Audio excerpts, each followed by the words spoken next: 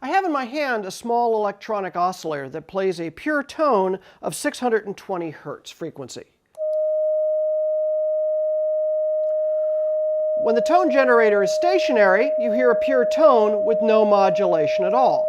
But if I was to set this in motion, by using this string and swinging over my head, you would hear a very distinct modulation in pitch. Higher as it comes towards you, lower as it goes away.